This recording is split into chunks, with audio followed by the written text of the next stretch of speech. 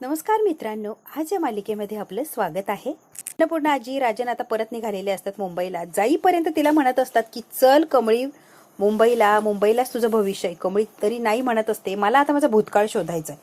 अन्नपूर्णा आजी म्हणतात, हे बघ तुला परत एकदा सांगतेय, तुला कधी कशाची काहीही गरज लागू दे, आम्हाला दोघांना एक कॉल कर, आम्ही नेहमी तुझ्या मदतीला हजर राहू. अजिबात संकोच बाळगू नको आणि प्लीज कमळी जेव्हा केव्हा हवं असेल तेव्हा आम्हाला फोन लाव. कमळी म्हणते हो आजी. पण आजी म्हणतात इथलचं काम संपवायचं आणि लगेच मुंबईला यायचं. कळतंय का कमळी? म्हणतात कमळी प्रत्येक वेळेला समोर आलेल्या संकटाला एकटीनेच सामोरं जायची याची गरज नसते. मानतेस ना ग, नेहमी तुझ्या पाठीशी असणार आहोत, कधीच संकोच बाळगू नको, कायम आमच्याकडे ये आणि काहीही लागलं तर लगेच निसंकोचपणे फोन लावायचा. आम्ही कधीही तुझ्यासाठी आहोत बाळा, आम्हाला कधीच विसरू नको. तिचं कधीच स्वतःला समजू नको. राजन अन्नपूर्णा आजी खूप काही कमळीला समजवलेलं असतं किंवा तिच्या मनात मन घातलेलं असतं. आता तिला भेटतात आणि ते आता परत मुंबईला निघालेले असतात. पूर्ण आजी म्हणतात ऋषी, निंगी, बंड्या, कमळीची काळजी घ्या, तुमचीही काळजी घ्या आणि तिलाही सावरा. पूर्ण आजी म्हणतात तुम्हाला तिघांना काहीही अडचण येऊ दे, मला लगेच फोन करायची आणि कमळीकडे मात्र सगळ्यांनीच लक्ष द्यायचं. म्हणते आम्ही आहोत तिच्याबरोबर, नका काळजी. तो आम्ही राजन आता सगळ्यांचा निरोप घेतो आणि फायनली ते आता चाललेले असतात. परत एकदा अन्नपूर्णा आजीच्या गळ्यात पडून रडत असते. आता शेवटचं भेटते आणि अन्नपूर्णा आजी आता चाललेले असतात. आता कामिनी बेडीपेशी झालेली असते. ते दोघं तिथे गेलीये म्हटल्यावर ते गौरीचा फोटो बघणार म्हणजे बघणार, सगळी दुनियाच बदलून जाणार. पार्टी वगैरे सगळं झालेलं काहीही नसतं, सगळं प्लॅनचा पचका झालेला असतो. हे माघारी आलेले असतात. कामिनी फक्त विचार करायला लागलेली असते. आणि का म्हणते ग्रॅनी आजी नॉट डन ना, माझा मूड खूप ऑफ आहे, माझ्याशी बोलायला जाऊ नको, काही समजून सांगायला जाऊ नको. हे मस्त पार्टीला चाललो होतो, लगेच माघारी बोलवलं, माघारी आणलं तर मॅड आजी आणि डॅड गावाला चाललेत म्हणून. काय ते ना, आपल्याला काय करायचंय, टेन्शन घेते ना, आपल्याला काय देणं घेणं आहे त्यांचं. म्हणते गेले तर गेले, जसे जातील तसे माघारी येतील, आपण कशाला पंचायती करायच्या. मी म्हणते कमळी त्यांना काय गोठ्यात बांधून ठेवणार आहे का, येतीलच ना माघारी. म्हणते बांधून ठेवलं तरी चालेल, नो टेन्शन. म्हणते मूर्ख मुली सुद्धा मूर्ख आहात, दोघींना सुद्धा अक्कल नाहीये, शांत बसा प्लीज, काहीच आवाज करायचा नाहीये. निघाला रागिणीला. कामिनीचा इतका राग येत असतो, ती का वागती असं किंवा काय एवढी सिरियस ती घेती गोष्ट, यांना कळतच नसतं. कामिनी म्हणजे तुम्ही दोघी मूर्ख आहात, बिंडो कुठालच्या, एकदम शांत बसायचं. आता घाईघाईने फोन लावलेला असतो कामिनीने कोणाला तरी. फोन लावते, तो व्यक्ती काय फोन उचलायला तयार नसतो. काम धड होत नाहीये, काय करू आणि काही नाही, काही सुचत नाही. कशाला अशी माणसं कामाला ठेवलीत, नुसते पैसे खातात, काम तर धड करत नाही. पण तेवढं टेन्शन काय घेते आणि एवढं काय झालं टेन्शन घ्यायला, एवढी हायपर झालीये. चाई मेली, आनंदाचीच गोष्ट आहे ना, मग कशाला काय त्रास करून घेते. ती पडली ना, आपलं सगळं मनासारखं झालंय ना, सेलिब्रेट करायला पाहिजे ना, पण पार्टी करायला पाहिजे. चलो पार्टी करते. पार्टी रागिनी आता नाचत असते. ए रागिनी जरा गब्बस की, मला काही सांगत नाही कारण तुम्हाला काही कळणार नाहीये. मुळात तुम्हाला डोकंच नाहीये तर कसं कळणार, नाही का? कशाला तुमच्या पुढे डोकं आपटतीये मी. अगं गप्प बसा ग, गप्प बसा. मी तुम्हाला काहीच सांगायला जाणार नाहीये, एकदम गप्प बसा, हेच माझ्यासाठी खूप झालंय. राजनला फोन लावा. आता राजनचं काय गरज आहे आणि त्याला कशाला फोन लावायचा आहे? काय करते ग आणि काहीही सांगते. प्रश्न विचारू नका, कशासाठी काय, जेवढं सांगितलं ना तेवढं करायचं. राजनला फोन लाव, सांगते तेवढं करा, पटकन पटकन. ते का बाई करते, शांत बस, नको हायपर होऊस. मी म्हणते स्पीकरवर टाक ना. रागिनीने फोन लावलेला असतो. कामिनी म्हणते उचल उचल. मी म्हणते राजन फोन उचल. आता काय फोन उचलत नसतो. रागिनीने फोन बंद केलेला असतो. आई एक सांगशील का ग, एवढी वेड्यासारखी का करतेस, काय टेन्शन आहे, काय मॅटर झाला, एवढी वेड्यासारखं करतेय तू, सांग की. काय ड्रेस तू का घेतलाय कळेल का, कुठेही तू का विचारतेस कळेल का. जरी झालं तो जर तिथे पोहोचला असेल तर काय झालं असेल एक्झॅक्टली, त्याला सत्य तर कळलं नसेल. रागिनी म्हणते एक मिनिट, कोणत्या सत्याबद्दल बोल, कशाबद्दल बोलतेस कळेल का. फोन लाव म्हणलं ना तेवढंच लावा, एक्स्ट्रा डोकं नको लावू. रागिनी लावते ना, चिडतीस कशाला. आता परत रागिनी फोन लावत असते राजनला. कामिनी म्हणते खरंच अन्नपूर्णा राजन यांना काही कळालं असेल का, आणि यांना जर सत्य कळालं तर काय होणार. साम्राज्य उभं केलंय, एवढे स्वप्न रंगवली आहे, त्यांना जर सत्य कळालं तर क्षणात उद्ध्वस्त व्हायचं सगळंच्या सगळं. कामिनीला फार भीती वाटत असते, काहीही करून त्यांना काहीच कळायला नाही पाहिजे. वर्ष जपून ठेवलेलं हे सत्य जपूनच राहिलं पाहिजे, कोणाच्याच समोर आलं नाही पाहिजे. कमळी आता विचार करत असते, सरोज म्हटलेली असते की आतापर्यंत तू लावत होती नाव कमळी सरोज मोहिते, बरोबर ना ग कमळी. आता मी तुझ्या बापाचं नाव सांगणार आहे आणि तुझं नाव काय होणार आहे माहितीये का, कमळी रा, आणि लगेच तिला गोळी लागलेली असते.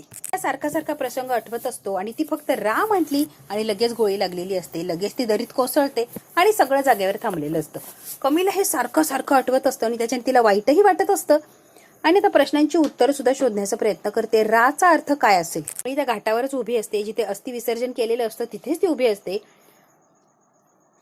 तिला म्हणतो ऋषी कमळी तू कशाचा विचार करते आणि काय झालंय, काय कळेल का? का अशी वेड्यासारखी गप्प उभी राहिली? काय चाललंय डोक्यात, काय शिस्तय, जरा कळेल का? डोसक्यात रात्रंदिवस एकच विचार येतोय ऋषी सर, आई बरोबर असं का झालं? कोण तिचं दुश्मन असेल किंवा तिचा जीव घेऊन कुणाला आनंद मिळाला असेल? या गावात तिचं कुणासंग वाकडं नव्हतं, कुणी दुश्मन नव्हता, मग तिला जीवे मारण्याचा कुणी प्रयत्न केला असेल? त्याचं नाव सांगायच्या आधीच आई निघून गेली आणि हे चुकीचं नाहीये का ऋषी सर? ती माझ्या बाचं नाव खरं सांगणार होती तेव्हाच तिला कुणीतरी गोळी मारली, म्हणजे कुणाला तरी माझ्या बाचं नाव मला कळू नये असं अपेक्षित आहे, म्हणूनच तिला संपवली की माझा बाप कोण आहे हे कळू नये किंवा सत्य कोणालाच कधी कळू नये, म्हणूनच आईला मारून सगळं काही संपवलंय. हा सवाल माझ्यासाठी खूप मोठा झालाय ऋषी सर, त्यामुळे मला या सवालचं उत्तर मिळालंच पाहिजे. कीच कुणीतरी असं आहे की ज्याला माझ्यापासून हे सत्य लपवायचंय, मला कधीच कळू द्यायचं नाही माझ्या वडिलांचं नाव. पण तो कमळी, काल तू सगळ्यांशी भांडली, अख्ख्या गावाच्या विरोधात उभा राहिली तुझ्या आईसाठी. अभिमान वाटतो का कमळी तुझा?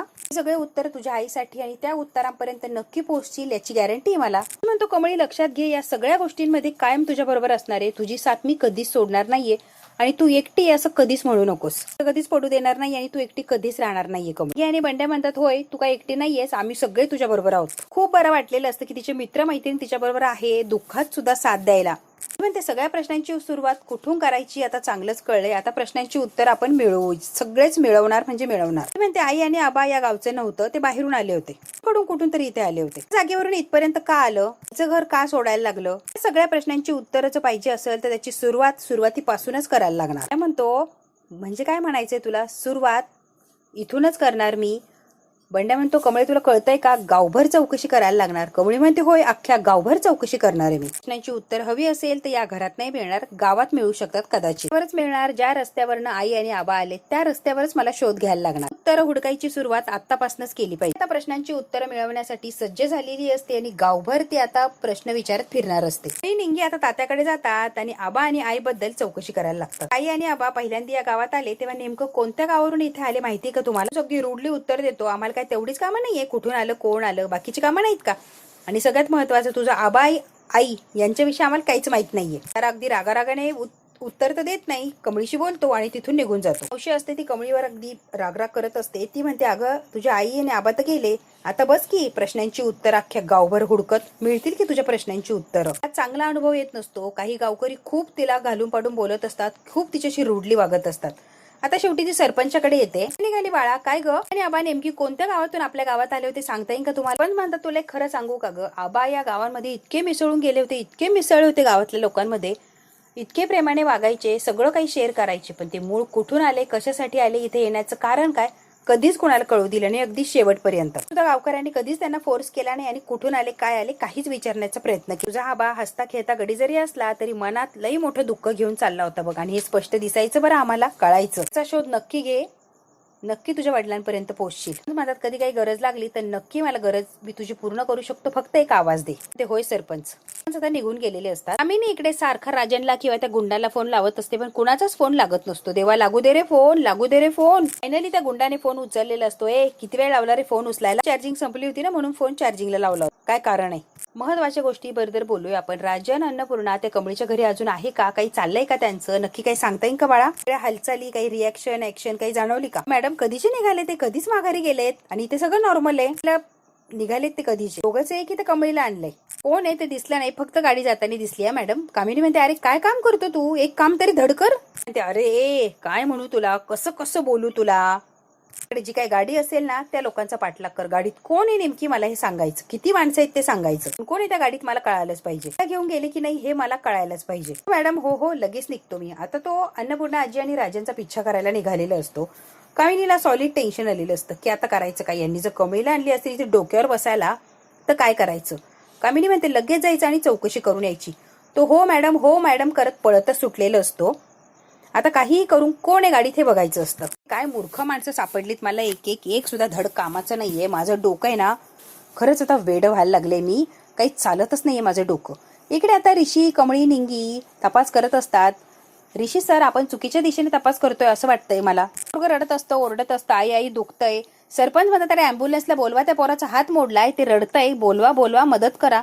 निंगी, बंड्या, कमळी, ऋषी पळतच सुटलेले असतात की कोण एवढं वेदनाने विवळतंय आणि कोणाला गरज आहे मदतीची. मुलगा असतो तो रडत असतो. कमळी पळत येते, त्याच्या हाताला काय झालं बघते, त्याचा हात पकडते, मोठा श्वास घ्या आणि इकडे तिकडेची गर्दी असते ती बाजूला व्हा असं करते आणि पटकन त्याचा हात असा खटकन वाजवलेला असतो की हात त्याचा बसलेला असतो जागेवर. बाळा बरं वाटतंय का रे तुला? बघ बरं आता वेदना होतात का? नाही ताई आता बरं वाटतंय. हात उचलतो सुद्धा. एका मिनिटात कमळीने त्या मुलाचा हात जो सरकलेला असतो तो व्यवस्थित बसून दिलेला असतो आणि हात अगदी व्यवस्थित करून दिलेला असतो. हात एका मिनिटात बरा केलेला असतो. थँक्यू कमळी ताई. फार त्याला आनंद होतो. कमळीला थँक्यू असं म्हणतो आणि कमळीलाही खूप छान वाटतं की त्याला एवढा त्रास होत होता, थोडक्यात बरं झालं. मी आता खेळायला जातो. अरे सावकाश जा रे. सगळ्यांनाच आनंद झालेला असतो. कमळीने त्या मुलाला वाचवलं. कमळीला रागवत असते, बोलत असते. ती मावशी म्हणते पोरी तुझे लई उपकार झाले, तुझे उपकार कसे मानू मला कळतच नाहीये. अगदी कमळीच्या हातापाया पडत असते. माझ्या नातवाला वाचवलं, खरंच आभार. उपकाराची भाषा काय करताय हो? एकमेकाला मदत नाही करणार तर कोण करणार? म्हणतात लोकांना बघितलं का, मी नेहमी म्हणतो ना कमळी आपल्या गावची शान आहे. दिसली की नाही शान? कशी आहे कमळी? तिचा उगाच अभिमान नाहीये. लई हुशार आणि कायम गावासाठी काही ना काहीतरी करत असते. आज कमळी चबा सगळ्यांनी टाळ्या वाजवलेल्या असतात. अशी आता टाळ्या वाजून झाल्यावर सगळ्यांना म्हणतो काय रे काय बघताय कमळीकडे? तुम्हाला गरज पडली की कमळी आठवते आणि गरज नसली की कमळीला कमळीच्या आईला नको नको ते बोल लावायचे. एकदम स्वार्थी लोक आहात रे तुम्ही. ऋषी आता सगळ्याच गावकऱ्यांना बोलत. जेव्हा संकटात असते, तिला जेव्हा गरज असते तेव्हा कुणीच नसतं रे. आईवरून आरोप करत होता, कमळीला नको नको ते बोललं जात होतं, तेव्हा गाव कुठं गेलं होतं? गावातली मंडळी कुठे गेली होती? जन्मावर प्रश्न उचलला होता तुम्ही, तेव्हा तुमच्यातलं गावकरी कुठे जागा नव्हता का? तेव्हा झोपला होता का? आणि आत्ता जागा झालाय हो, तुम्हाला गरज आहे तेव्हा? किती चांगली तेव्हा नाही आठवलं? कोण होते विसरलात काय रे तुम्ही सगळे? गावात कुणालाही गरज असली, कुणालाही मदतीची गरज असली किंवा अजून कसली गरज असली तर पहिल्या मदतीला जाऊन जाणारा तो म्हणजे आबा. कमळी त्यांचीच नाते, त्यांचेच संस्कार आहे ना कमळीवर. कोणी संकटात असलं की ती थांबतच नाही, लगेच मदतीला जातेच. त्याच गावात लहानाची मोठी झाली, सगळ्यांच्या डोळ्यासमोर झाली की नाही. युनिव्हर्सिटीत पहिली आली तेव्हा मिरवणूक काढली ना तिची. कमळी तुमचा आदर्श होती, नाव लौकिक करणार होती, मुलांसाठी काहीतरी करणार होती. तिच्याकडून तुम्हाला काहीतरी अपेक्षा होत्या, बरोबर ना? तिचा बाप कोण आहे हा प्रश्न उद्भवलाय का सगळ्यांना? तिचा बाप जाणून घ्यायचा आहे का अचानक? महत्वाचं आहे की त्याचा भूतकाळ, कमळीचा बाप कोण आहे हे जाणून तुम्ही तरी काय करणार आहे? रोज काल कमळीशी इतका भांडलेला असतो तो कमळे चुकलं ग आणि आता रडायला लागलेला असतो. खरंच कमळे माफ कर, माझ्याकडून लय मोठी चूक झाली. रागाच्या भरात काय बी बोलून गेलो. दादा जाऊ दे रे, तुझी चूक तुला कळाली ना, असू दे. जा बरं, जे झालं ते झालं. सगळ्या प्रश्नांची उत्तरं स्वतःसाठी हुडकायची. आता माझा बाप कोण, आई बा इथं कुठून आले होते, सगळ्या गोष्टींची उत्तरं मला शोधायची. एक जे बाबा असतात ते म्हणतात हे पोरगी एवढीशी होती ना तू, हा बा तुला आणि सरोजला या गावात घेऊन आले होते. तिला 5-6 वर्ष 15 दिवसातून एकदा किंवा महिन्यातून एकदा ते जवळच्या कोर्टात जायचे. पण नियम चुकला नाही या, जायचे म्हणजे जायचेच ते कोर्टात. पोस्टात जायचे म्हणजे काय? पोस्टात काय काम असायचं ऋषी म्हणतो? कोर्टाची तारीख वगैरे काही लेटर वगैरे यायचं का पोस्टात म्हणून जायचे का? नाही, ते का जायचे, कशासाठी जायचे त्यांनी नाही सांगितलं आणि आम्ही कधी विचारलं नाही की पोस्टात नेमकी काय काम असतं. कशासाठी जायचे हे त्यांना माहिती आणि त्या पाटलाला माहिती, बाकी कुणालाच काय माहित नाही ते कशासाठी तिथे जायचे. म्हणतो कमळी पोस्ट ऑफिस उघड असेल, चल आपण जाऊन थोडीशी काही चौकशी वगैरे करू, काही मिळालं तर मिळालं तर चला ऋषी सर. ऋषी आणि कमळी चाललेले असतात आता पोस्टामध्ये. म्हणतात जा जा पोरांनो लवकर जा. आता जी कामिनी असते अगदी वेडीपेशी झालेली असते, तिला काही सुचत नसतं, तिचं डोकं बंद पडलेलं असतं. राजन अन्नपूर्णा आजीला नेमकी कमळीच्या गावी जाऊन काय हाती लागलं या प्रश्नाचं उत्तर ती मिळवत असते आणि नको नको तो विचार करत असते. जर सरोज कोण होती हे राजनला अन्नपूर्णा आजीला कळालं तर काय होणार या विचाराने अगदी बधीर झालेली असते ही कामिनी. आपल्या माणसाच्या फोनची वाट बघत बसण्यापेक्षा आता फोन केला तर काय हरकत आहे कामिनी? कशाला कोणाच्या फोनवर अवलंबून राहतीये, वाट बघतीये? तू स्वतः फोन लाव की. ते आता नाही शांत बसवत, मी नाही बसू शकत आहे शांत. पुढचा विचार न करता तिने राजनला फोन फायनली लावलेलाच असतो. त्या बोल की काय रे राजन, गेला कार्य वगैरे सगळं नीट पार पडलं ना, काही अडचण नाही आली ना रे? नीट पोहोचला तर तिथे? राजन म्हणतो हो पोहोचलो की. म्हणतो सगळं व्यवस्थित झालंय. कामिनी म्हणते हो हो बरं झालं व्यवस्थित झालं. म्हणते निघालात की काय, की थांबणार आहे आज? हेच येत आहे की अजून कोणी? राजन अन्नपूर्णा आजीकडे बघतो आणि म्हणतो आत्या जर दोघे गेलो होतो तर दोघेच येणार ना, मग अजून कोण येणार आमच्या सोबत? काय प्रश्न आहे, दोघेच येतात का? मग गावातल्या लोकांना आणायचंय का बसून? काही नाही रे, अगदी सहज विचारलं रे. काळजीपोटी बरी नाहीये, आजारातून उठला की लगेच इतक्या लांब गेला म्हणून विचारलं. तिची काळजी घेण्यासाठी सोबत कुणी येतंय का वगैरे म्हणून विचारलं आपलं. काही नाही राजन, ये मग सावकाशी ये आणि काळजी घे बरं स्वतःची. आता फार कामिनीला काळजी लागलेली असते या राजनची. बरोबर राजन, वाट बघतीये मी. कामिनीने फोन ठेवलेला असतो, तिला जरा रिलॅक्स वाटतं की हे दोघंच येत आहे, ती कमळी टमळी नाहीये यांच्यासोबत. ती म्हणते हे प्रकरण तर मिटलंय, टेन्शन नाही, दोघंच येत आहे म्हणल्यावर. त्यांना सुद्धा कळलेलं नाहीये नेमकी सत्य काय काय, काहीही कळलेलं नाहीये. चांगलीच गोष्ट आहे की. आता हसत असते, सुटकेचा निश्वास टाकायला लागणार. आणि फार गाफील राहून चालणार नाही बाळा, कामिनी स्वतःशीच बोलत असते. इतक्या वर्षांची मेहनत आहे, मेहनत अशी व्हायला गेली तर कसं व्हायचं? एवढे कष्ट घेतलेत, कष्ट व्हायला जाता कामा नये. कामिनी तयारी करायची, डोकं वापरायचं आणि व्यवस्थित योग्य त्या ठिकाणी डोकं वापरायचं. एवढ्या वर्षांची, एवढ्या दिवसांची मेहनत अशीच थोडी व्हायला जाऊ द्यायची. ही मेहनत चढ दिशी फुकट जाणार आणि मेहनत फुकट जाऊ द्यायची नाही, कारण कष्ट केलेत ना आपण. आणि कष्ट केलेत म्हटल्यावर त्याचा मोबदला मिळायलाच पाहिजे, बरोबर आहे की. कमळी ऋषी इकडे पोस्ट ऑफिसमध्ये आलेले असतात. धावत पळतच आलेली असते. ऋषी घाईघाईने हेल्मेट वगैरे काढतो आणि आता पोस्ट ऑफिसच्या आतमध्ये जायचं असतं. कमळी आता विचार करत असते की आज जाऊन नेमकी विचारायचं काय.